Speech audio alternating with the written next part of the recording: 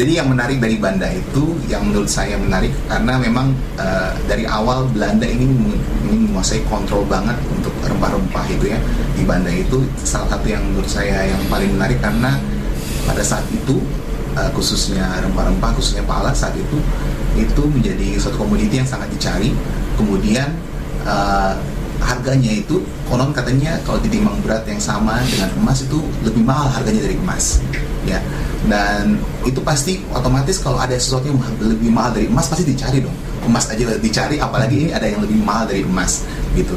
Dan yang menarik adalah sebenarnya saking Belanda ingin mengontrol rempah-rempah ini jalur perdagangan di Eropa, dia bahkan membangun ada sekitar 12 benteng di sekitar Kepulauan Banda. Jadi tidak di Pulau Banda sendiri, karena ada beberapa juga benteng di luar Pulau Banda yang dibangun oleh negara Belanda itu juga.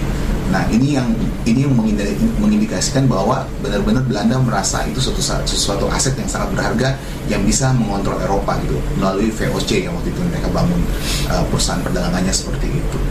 Nah dan yang lebih kalau kita gali lebih dalam lagi, ternyata itu pada mulai abad ke-14 di Eropa itu ada wabah sampar ya, wabah sampar. Nah mereka percaya ya pada saat itu juga bahwa ternyata rempah-rempah khususnya pala ini adalah salah satu obat untuk dapat menyembuhkan wabah sampar itu. Nah kan kalau kita mungkin lihat ke belakang bahwa wabah sampar itu di Eropa itu bahkan hampir merenggut sekitar 50 juta orang di Eropa, atau sekitar katanya saya baca itu sekitar hampir 60% dari populasi di Eropa. Makanya kenapa itu jadi sangat mahal, karena itu merupakan salah satu jenis obat juga yang sangat dicari. Kalau kita bandingkan dengan sekarang ya, COVID gitu ya, kalau COVID pasti sumber utama obat COVID itu pasti jadi sangat mahal karena banyak orang mencarinya, membutuhkannya. Ya udah, jadi pada saat itu ada perjanjian di Pulau Run itu yang memperbolehkan di mana raja-raja Pulau Run itu hanya bisa menjual pala kepada kerajaan Inggris gitu. Jadi itu kesepakatannya gitu. Dan kayak tadi kita bilang, approach dari Belanda, dari penjajah, dari kolonialisasi Belanda dan Inggris itu berbeda. Belanda itu yang penting pokoknya bantai aja, dibantai orang-orangnya gitu, bangsawan yang dibunuh.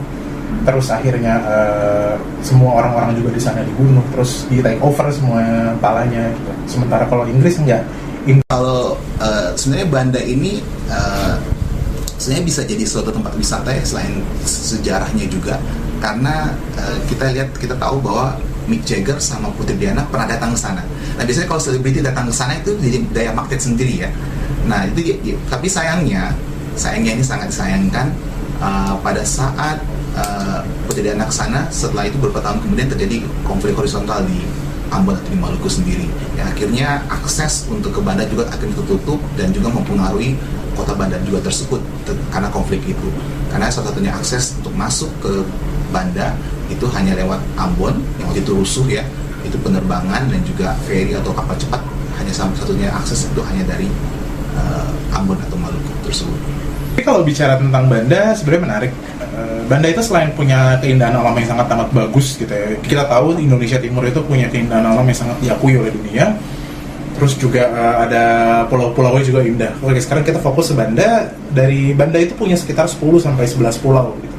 Banda punya 10-11 pulau, tapi pada masa kolonial dulu, pada masa tahun 1600-an, 1400-an, pertama kali jual beli rempah itu dibawa oleh orang-orang dari Timur Tengah, pedagang dari Timur Tengah dan dari China gitu. Makanya ada Silk Road, ada jalur sutra yang akhirnya rempah-rempah itu dibawa sampai ke Mediterania. Jadi di Mediterania itulah perdagangan itu terjadi.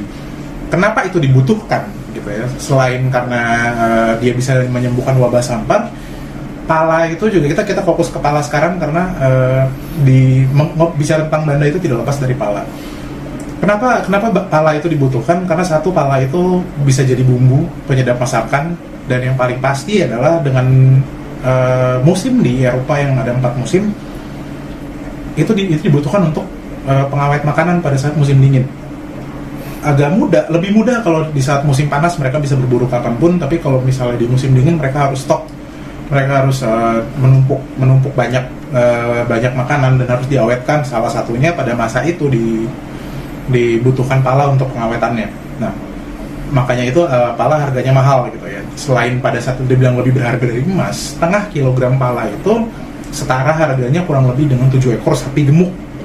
Ya, sapi gemuk saya juga nggak tahu gimana. Mungkin kalau sekarang dibilangnya sapi limosin kayaknya, yang dipakai buat hewan sembelihan gitu sekarang. Itu harganya aja sekarang mahal banget gitu ya. Dulu juga pasti lebih mahal. Nah, tidak lepas juga dari 10-11 pulau itu ada satu pulau yang paling yang sebenarnya jadi, menurut saya itu jadi bagian sejarah dunia. Itu Pulau Run namanya. Nah, Pulau Run itu dulu awalnya dikuasai oleh, pernah didatangi oleh Portugis dan Spanyol, itu sudah pasti, karena sempat di dalam satu periode yang sama Indonesia itu ada, bukan kolonisasi ya, saya lebih bilang disinggahi oleh pelaut-pelaut dari negara-negara Eropa, terutama dari Portugis dan Spanyol, sebagai efek dari perjanjian Tordesillas, di mana dua negara itu bisa mengkontrol laut bagian barat dan bagian timur.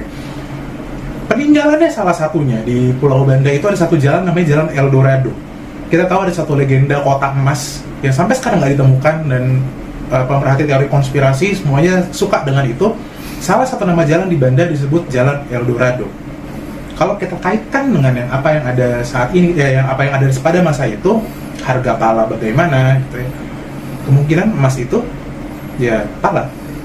Jadi the road to El Dorado itu adalah the road to, bisa aja ke Pulau Run di Banda untuk mendapatkan pala. Nah, selain itu, setelah itu akhirnya Banda pun jadi bagian lagi sejarah penting atas terbentuknya sebuah negara. Ada ikon dari sebuah negara, saya nggak bilang sebuah negara ya. Karena pada saat itu akhirnya, kalau kita tahu dari geografis, di sini adalah Amerika sebelah East Coast Amerika, di sini ada Inggris, dan di sini berseberangan dengan benua Eropa. Inggris dan Belanda itu hanya tinggal satu garis lurus untuk bisa sampai ke Amerika gitu. Jadi Inggris sudah mengkolonisasi di bagian utara Amerika yang dulunya itu tuh sampai sekarang tuh disebut Massachusetts. Ada Boston gitu. Makanya di sana ada kota namanya New England. Kalau ke bawah, di bawahnya New England itu ada satu tempat namanya New Amsterdam. Sekarang dikenal dengan Manhattan. Manhattan itu satu distrik yang bisa dibilang mungkin harga properti paling mahal di dunia sekarang itu ada di Manhattan ya, dengan harga ratusan juta per meter gitu. Jadi itu benar-benar jadi icon deh. Kalau kita bilang ke beberapa orang, kita tanya kota paling terkenal di dunia itu apa, paling terkenal di Amerika itu apa, mereka akan bilang pasti itu adalah New York. New York itu ada di Manhattan. Manhattan itu dulunya New Amsterdam. Salah satu bukti dari pernah adanya New Amsterdam di situ, Belanda pernah berkolonisasi di situ, adalah ada satu daerah di New York namanya Harlem. Harlem itu satu suku di Belanda, satu daerah namanya Harlem. Ada Broadway. Broadway itu dari kata-kata Broadway. Broadway itu ada satu tempat juga di Belanda namanya Broadway, dibikin di situ namanya jadi Broadway. Terus setelah itu ada juga banyak hal lain lah ya. Ada Utrecht Station, kita tahu ada kota di Belanda juga namanya Utrecht. Nah, pada saat yang sama Belanda juga ada di Banda, di salah satu, kita kembali lagi ke Banda, di beberapa pulau, mayoritas pulau yang ada di Banda itu sudah dikuasai oleh Belanda, tapi Pulau Run dan Pulau Ai dikuasai oleh Inggris. Sampai akhirnya Belanda menyerang Inggris di situ hanya untuk menguasai pala. Balik lagi, kita tahu pala harganya berapa, kita tahu bagaimana value-nya pala itu seperti apa pada masa itu, sampai hingga akhirnya terjadi perang lah ya. Ada namanya Anglo-Dutch War, kalau saya nggak salah. Anglo-Dutch War itu sampai 3 seri kalau nggak salah. Anglo-Dutch War pertama sampai ketiga.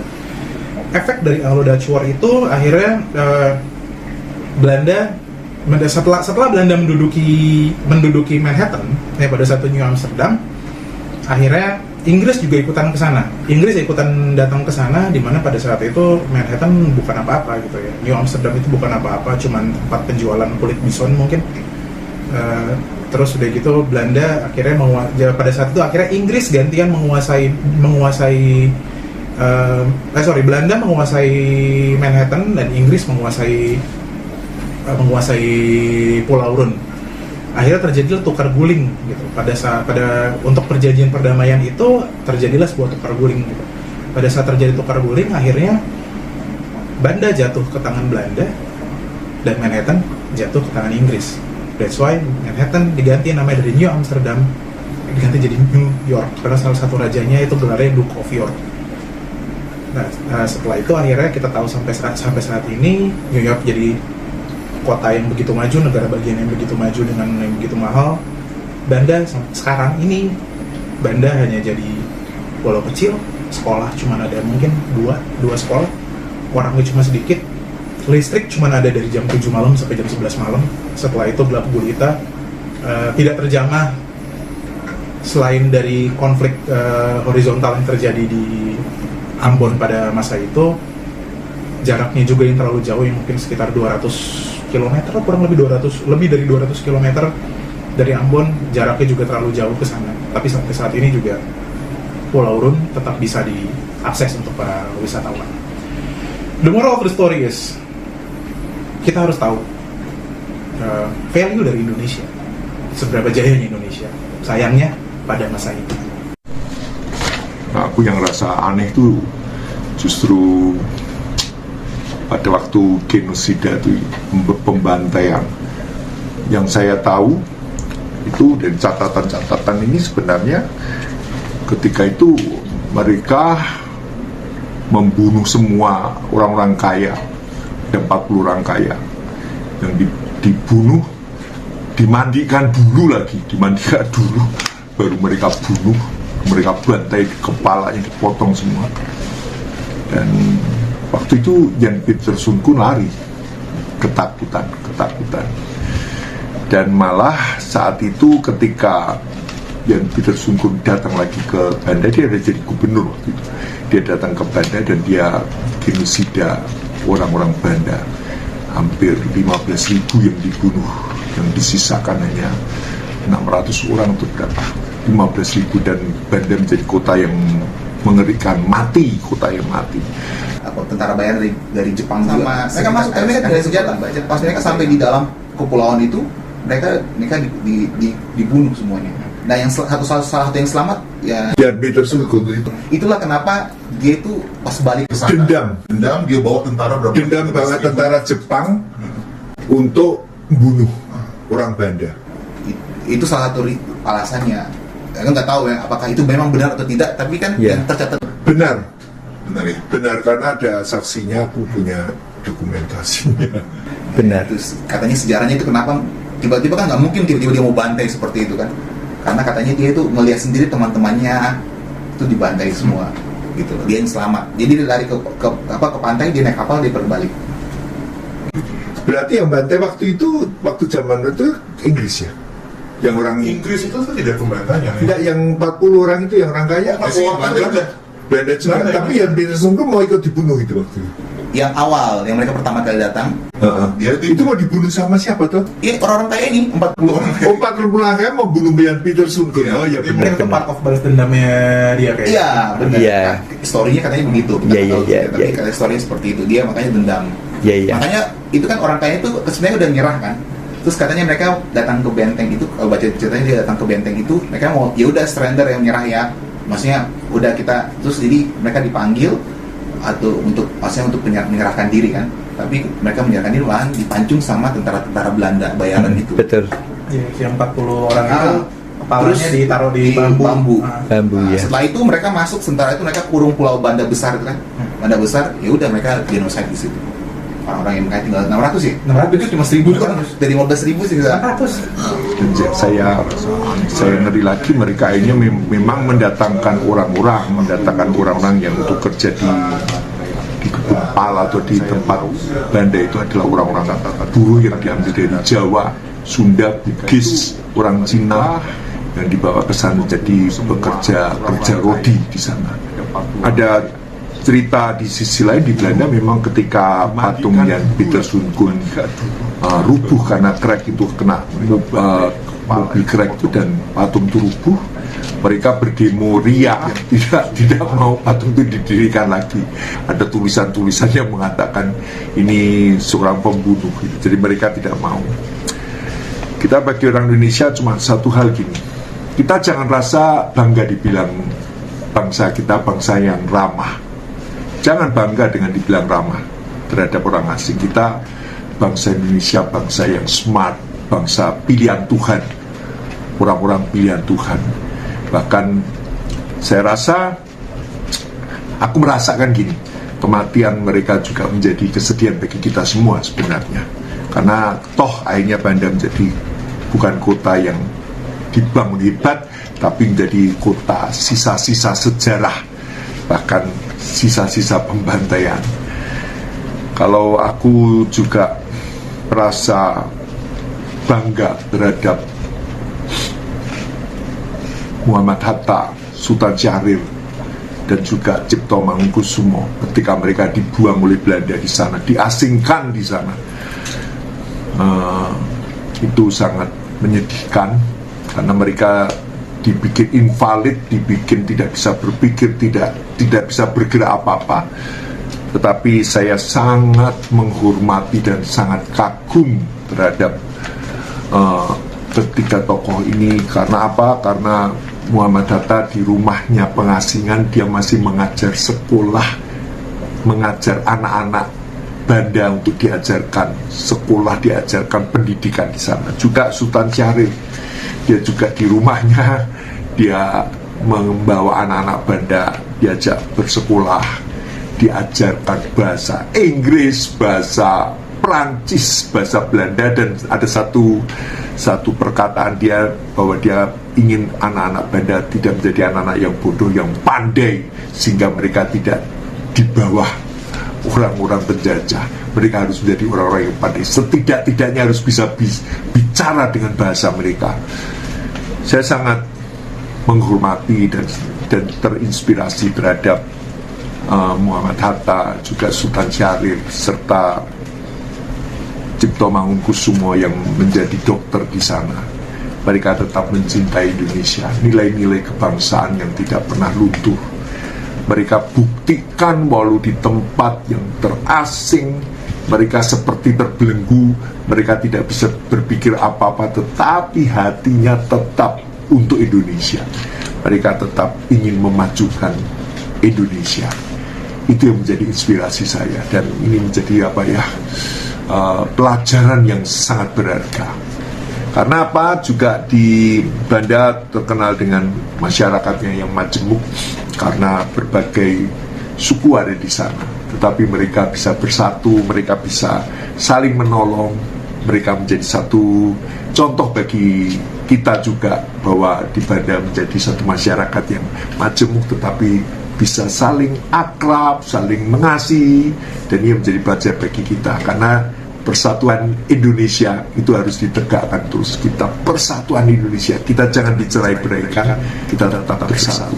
Oh iya, yang menjadikan sekarang itu sampai sekarang itu Banda itu tadi seperti Anda bilang tuh masih sangat miskin, bahkan listrik aja cuma terbatas ya.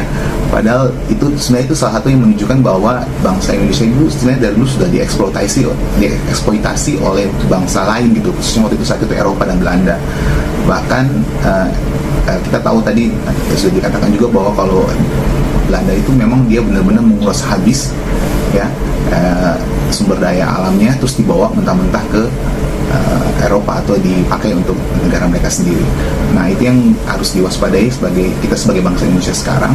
Jadi kalau jangan kita hanya jadi sumber eksploitasi dari bangsa-bangsa lain, khususnya dengan sumber daya alam kita yang begitu melimpah gitu ya. Tidak hanya kita mengirim raw material terus secara mentah ke mereka, kemudian mereka olah terus mereka bisa jual lagi dengan harga-harga berkali lipat kepada kita jauh lebih mahal.